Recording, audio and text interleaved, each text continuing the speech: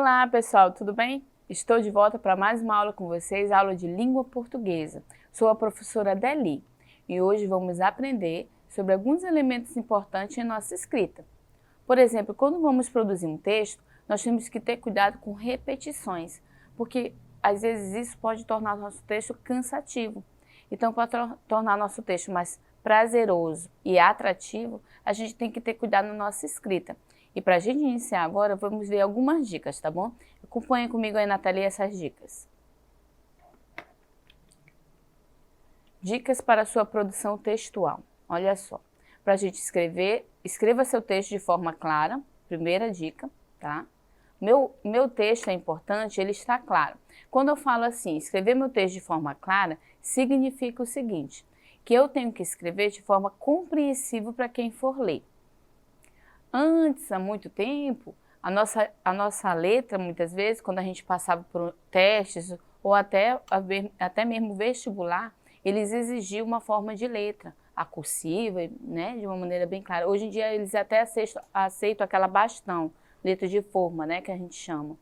Então, hoje em dia não tem mais essa exigência, mas é necessário que você escreva de forma clara. Quando eu digo isso, eu estou me referindo de você escrever da seguinte forma.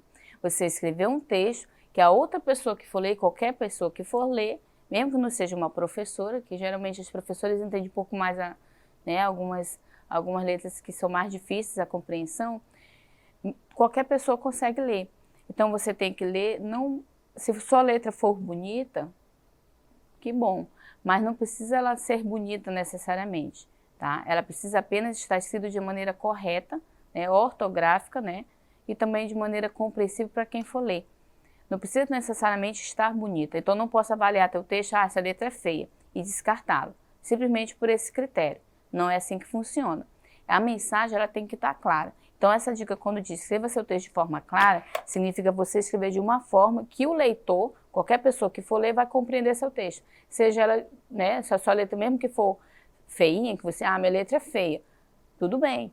A sua letra não necessariamente precisa estar bonita, mas ela precisa, eu como que vou avaliar seu texto e for ler, ela está clara, de forma clara, para eu que for ler o texto, né? Eu que for realizar a leitura, qualquer pessoa que for realizar a leitura.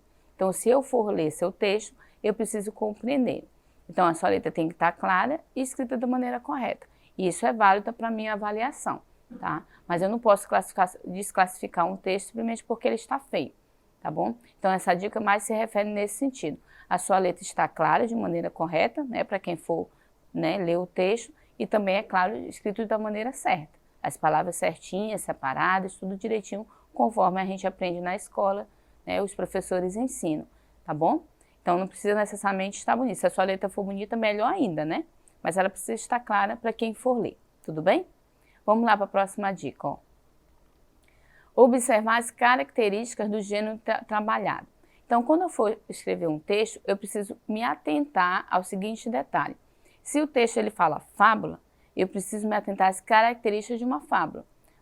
Fábula tem que ter animal, tem que ter, né, um espaço, um tempo, eu preciso de alguns detalhes na história. Geralmente, fábula tem moral também, né, tem algum ensinamento. Geralmente envolve animal, que tem atitude humana. Eu preciso me atentar a esses detalhes daquele gênero trabalhado, tá? Que está sendo, né, requerido naquela escrita ali. Então, eu preciso ter esse cuidado na maneira quando eu for escrever. Se é uma reportagem, se é uma fábula, se é um conto, ou se é só um anúncio. Eu preciso ver as características de cada um, conforme, é claro, a atividade ela está me pedindo, tá bom?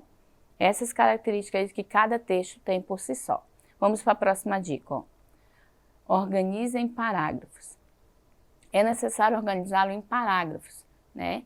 E muitas vezes a gente vai escrever um texto e escreve um parágrafo só. A gente precisa ter esse cuidado, tá? Escrever em parágrafos, informações necessárias para manter uma organização, né, correta ali, conforme a gente aprende também, tá bom? Próxima dica, vamos lá.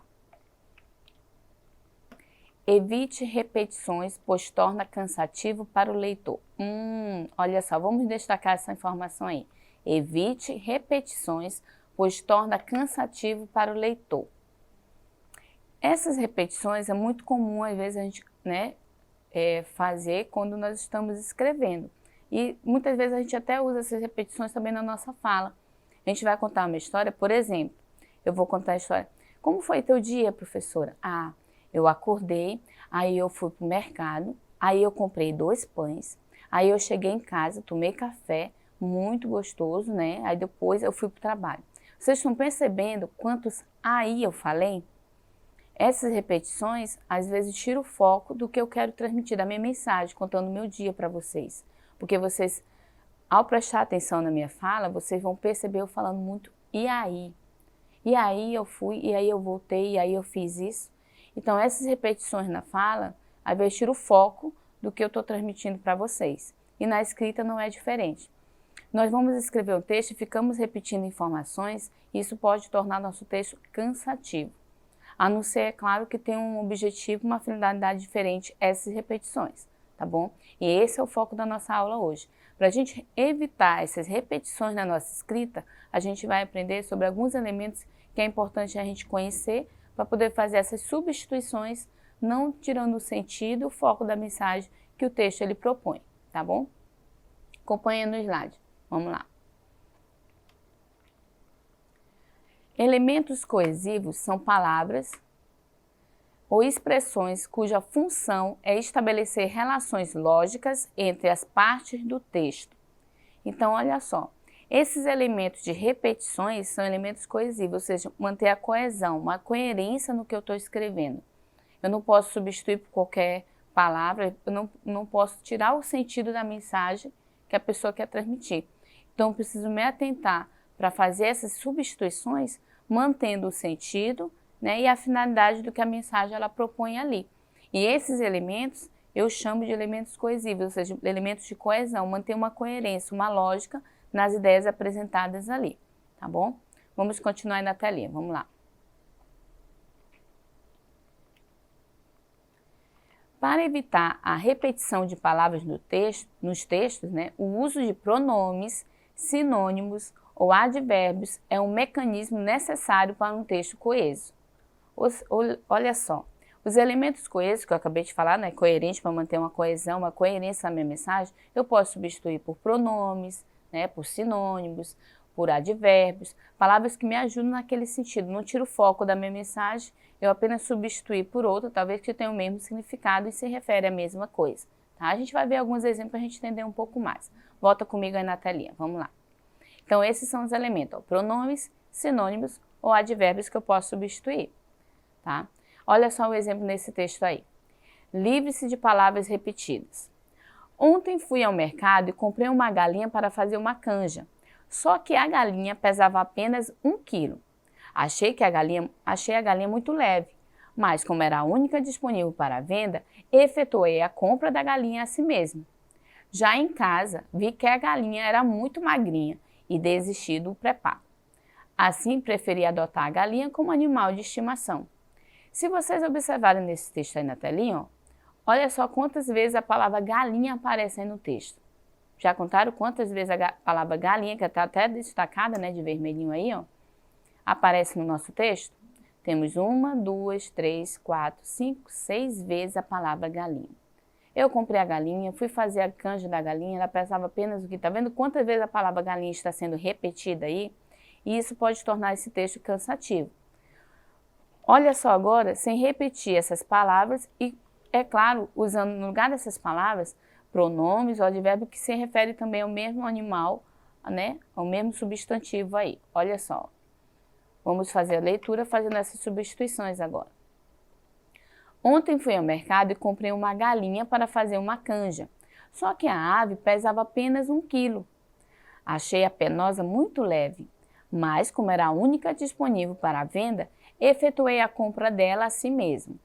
Já em casa, vi que ela era muito magrinha e desisti do preparo. Assim, preferi adotá-la como animal de estimação.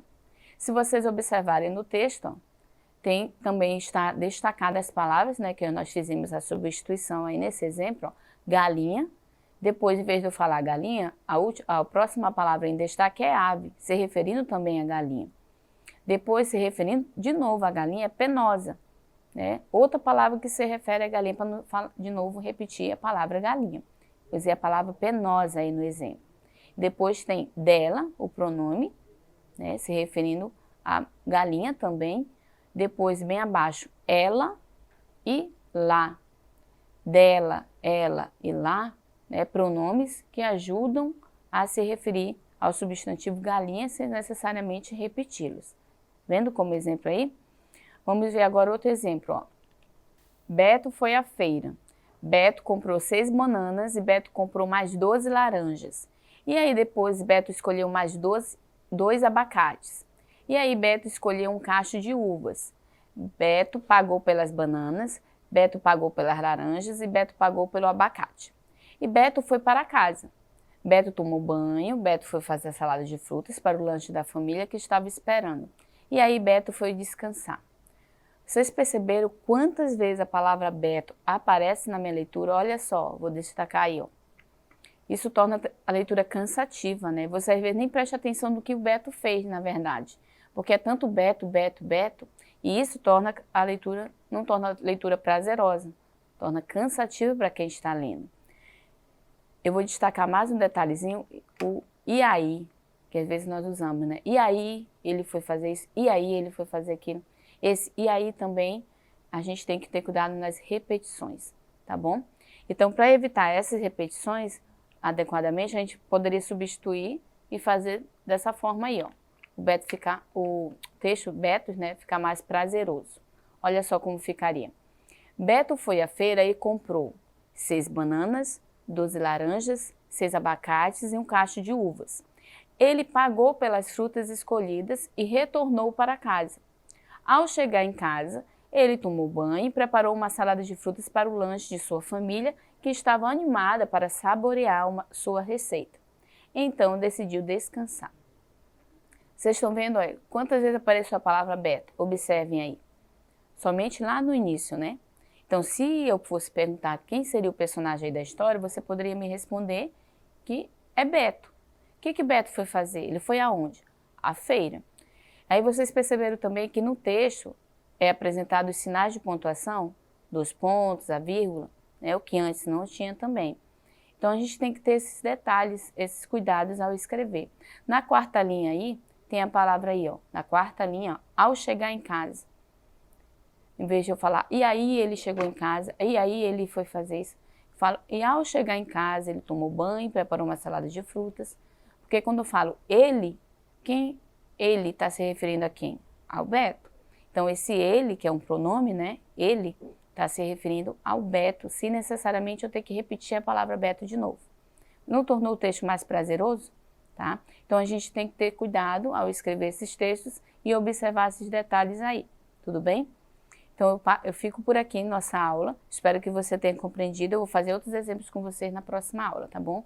Mas não esqueça de acessar a plataforma Eduque para você ter acesso a essa aula e muitas outras que a gente tem feito com carinho para vocês. Até a próxima!